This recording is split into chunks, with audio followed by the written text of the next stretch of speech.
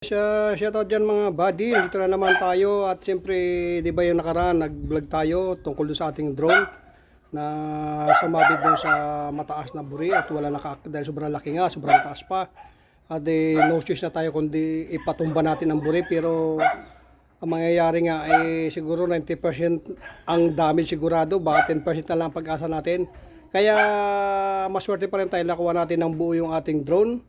Dahil doon sa putik ang bumagsak, doon sa may palayan, medyo nakadagkaroon tayo ng dami doon sa palayan, pero naibalik din natin yun, taniman ulit natin yun kapag palaman tayo sa may maari ng ng maayos.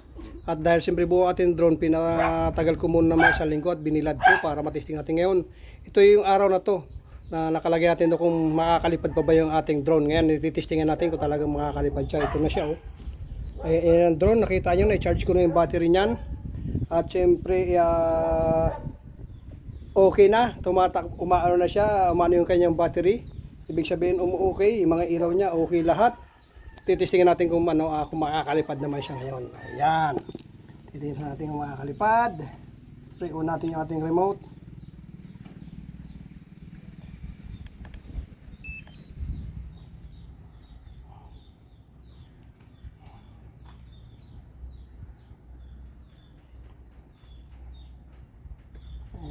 Antayin natin ating remote.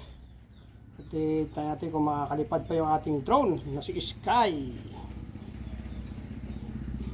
Nice, namamuti na siya. O, ayan na. At yun na yung ating remote. Ayan na. Ating kumunik na. Ayun guys. Ay, nawala.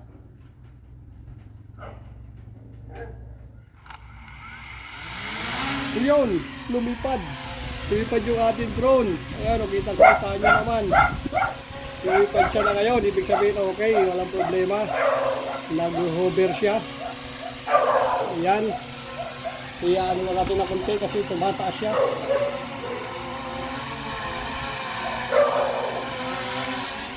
Ayan.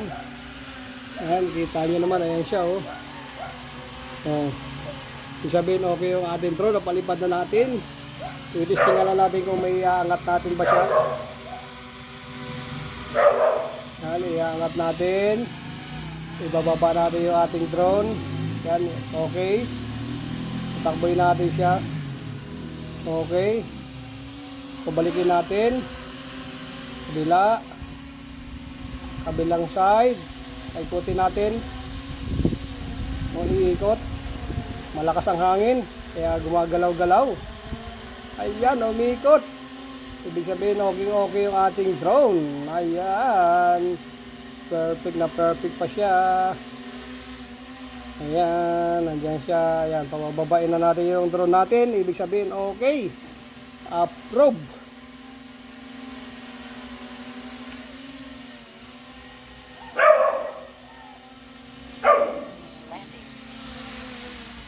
Ayan, ayun na to, yun na guys ang ating drone. And na-testing na natin. At yan po ang kasagutan natin sa ating drone. Ang ating drone po ay gumana pa rin. Wala pong damage. Akala ko ng una ay hindi siya makakalipad kasi biglang namatay yung kanyang makina.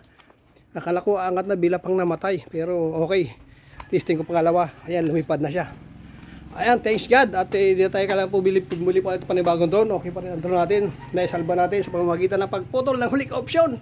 Doon sa paano natin makukuha yung drone. Yung huli option na yun na 10% na lang na mapapalipad natin yung drone, umayos pa rin. Naging 100% pa rin na lumilipad yung ating drone. Kaya ayan, maraming salamat yan sa mga nanonood guys. Ito na po yung sagot doon sa ating drone kung makakalipad pa ba o hindi na. Okay? Maraming salamat at siyempre, ayan, makikita nyo na naman si Sky na lumilipad sa Himpapawid. Okay, bye bye. God bless you all.